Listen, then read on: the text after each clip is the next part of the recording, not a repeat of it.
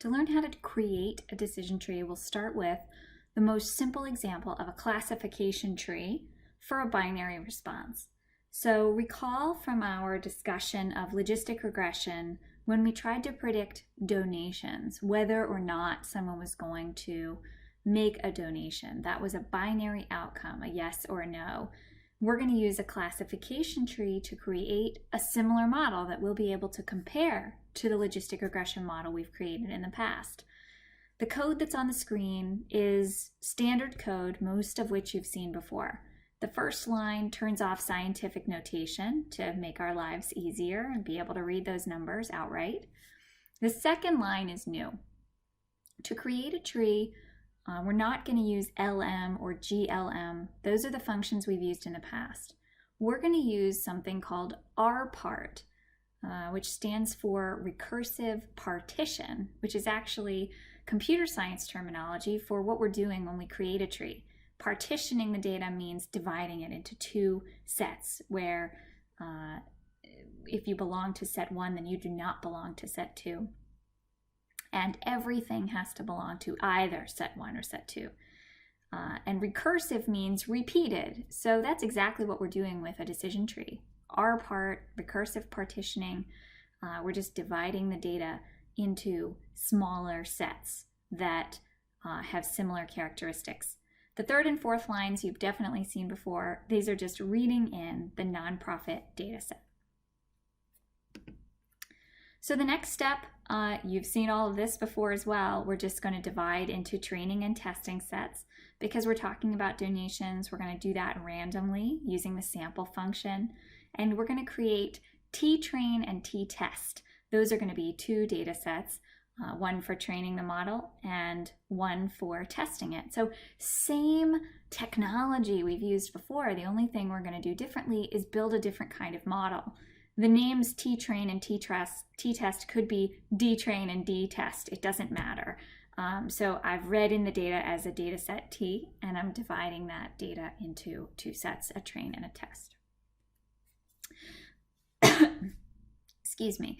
This is the code you will use at the bottom of the screen to create the tree. Now, we're still going to put the results in a variable called fit. But here's one of the new things. rpart is the function we're going to use. It's the name of the package we're using, but it's also the name of the main function in that package, which builds a decision tree. After you put in rpart, you open parentheses because it's a function, but then you list the variables just like we did for linear and logistic regressions. Donation binary is the thing we're trying to predict, and that's a binary variable, so that's important to remember. And then I have the little squiggle, and I have the 4 variables we used when we created that logistic regression model: age, income, percent employment, and household dependence. Now, here, I didn't use t-train $. I just listed the variables out in a line. Data equals t-train is where I'm saying, hey, by the way, all of these variables come from this data set. So it's a slightly different setup here, but it's important to remember. And it simplifies our lives. We don't have to write t-train $. In front of donation binary, age, income, employment, and dependence. We can just write it one time. The data set I'm using here is t-train. And finally, this statement, method equals class, is what tells the rpart function, hey, this is a classification tree. I'm not trying to predict something continuous. I am trying to put things into groups. And the reason that we need to specify this is because sometimes our outcomes, even when they're zeros and ones, look numeric. So we're saying, no, put them into 2 buckets, a 0 bucket and a 1 bucket. And this will create the tree. Now, what are the things we can do once we've created the tree? Well, unfortunately, there's no more summary function that's useful to us. But we can see what the tree looks like. We can use plot fit. Now, if you called the tree, you would say plot tree. But since we called it fit, we're plotting fit. And this is what it will look like. Now, the text line, text fit, will print out the labels. If you don't print out the labels, what good is the tree? So here I've specified, please print out the labels and make them this size. So I think I've made them a little larger than they normally are, or maybe a little smaller in order to better read them. But here's the tree. It doesn't look quite like when I drew them in boxes in PowerPoint, but you can see the first decision at the very top is household income less than $75,000. Now, I'm not aware of a command to remove scientific notation from this part of the process, but it certainly would be nice and make it easier to read. But you can see if this person does not make more, I'm sorry, it wasn't $75,000, it was $70,500. So if the household income is less than $70,500, we'll divide that half of the data, or that part of the data rather, it's not always going to be half, over here. And if that household or person making the donation made more than $70,500, we'll put them over here. Now, if they made more, we're not going to divide any further. But if they made less, we're going to start dividing. Now, you can already see the second decision, the second split, came again on household income. So I don't really have any interesting takeaways when I look at this tree. I don't really understand what's happening, except that I can trust that R is dividing into the two subsets of data that have the very smallest variation possible. And it continues down here. It can split on percent employment. Here there's different values. It's splitting both groups by percent employment, but by different values. And then it throws dependence in as well. Notice it doesn't use age. It has the prerogative to choose whatever it wants and stop whenever it wants based on the parameters of the model.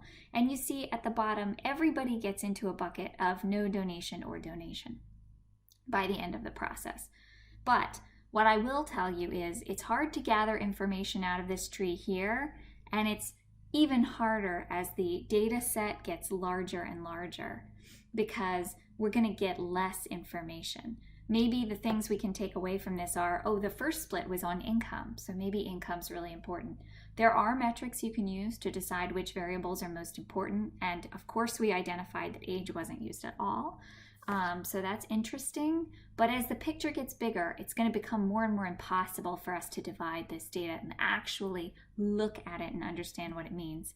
I remember working on predicting short-term price movement for my job, and there were 7,000 nodes or something, and you can't look at 7,000 nodes and gather information about it. So, once the problem gets bigger than this one, we pretty much have to trust the metrics like error distributions or confusion matrices instead of trying to print out the tree and understand.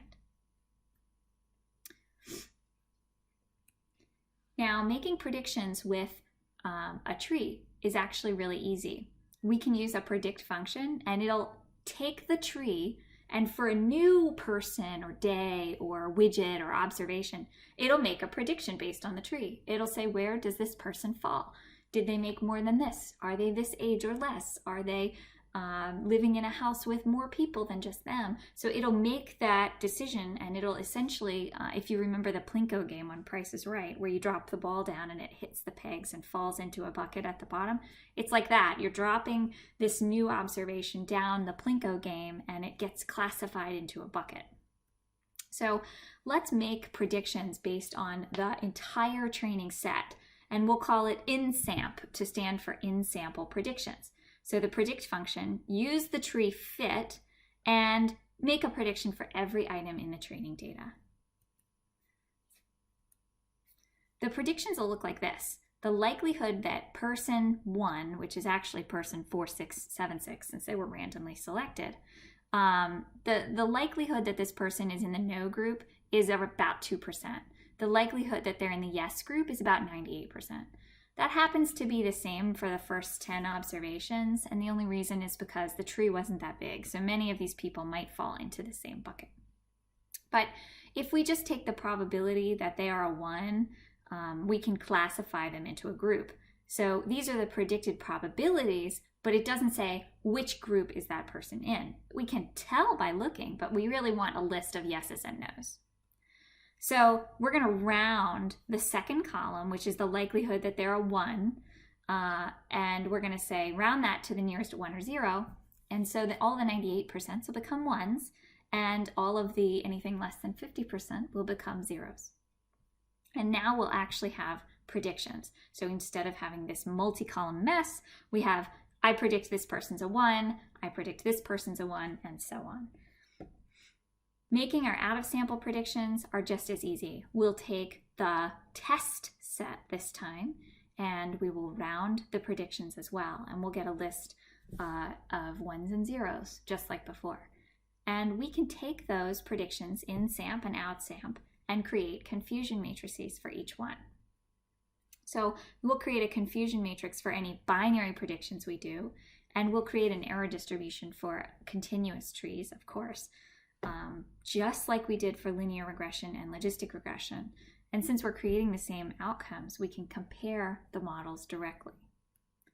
So here's our code that we would use to create confusion matrices. The aggregate function, we're going to aggregate in SAMP, that's the predictions, by 0s and 1s, by prediction and actual, and we're going to count them up. And we're going to say this is the tree prediction for the training data and the actual for the training data, and then we're going to turn them into percents. The same thing can be done on the out of sample, that's the test data. So we're going to aggregate by the prediction for the test data, the actual for the test data, and then we're going to turn them into percentages. So this is just a straightforward overview. Now, let's do some real comparison. We created a model in our last discussion about logistic regression for predicting the likelihood of a donation. We use the same variables we're using now: age, income, employment status, and dependence. So the training data for the tree had outcomes that look like this. About 2% of the time we predict that there's no donation and there is not. About 95% of the time we predict that there is a donation and there actually is. But about 3% of the time we predict that we're going to have a donation and then we don't get one. And about 0.5% of the time we predict we're not going to get one and we do. For the test data, these results are pretty similar, slight differences, but they're in the same ballpark. Nothing is deviating too much. This is expected variation just because it's running on different data. Still, about 95-96% of the time we see correct predictions. Let's compare that to the logistic regression model. In the training and test sets, we see relative stability here as well, just some slight variation, probably because it's running on different data. So now let's just look at the outcomes for the tree and the logistic regression in the test sets, and let's just compare. So now let's compare the outcomes and decide whether the tree is better or the logistic regression is better. You can see that we have about 2% of the time we are correct that there's no donation in the tree model. And down here in the logistic regression model, it's about 2% also. So is this variation because the logistic regression model is better? Well, that's possible, but it might not be. It might just be natural variation based on the method. They actually look really similar in this box, and they look similar in every other box. This, where I predict no donation and I get one, it's right about 1%, so is this one. So I would say the differences in this model, the two models, are not large enough for me to conclusively say that one is better than the other. I would need to see a much larger difference. Now, it's not just the differences in the percent correct that I'm concerned about. I'm interested in how often I'm correct, of course, but I'm also interested in what kind of mistakes I'm making. So here, I predict that I get a donation and I don't. And that's a really, really big problem for me. When I think I'm going to get money and then I don't, it could blow off my entire budget. The other mistake is when I don't think I'm going to get a donation, but I actually do. A surprise positive donation is okay with me. That would be a nice cash infusion. I want to be able to expect correctly, so I don't want to make a lot of those mistakes. But for me, that's a better mistake to make. So I'd prefer a model that leaned in this direction as opposed to this one. Now, neither of these two models does that. It's just one thing to look for the future.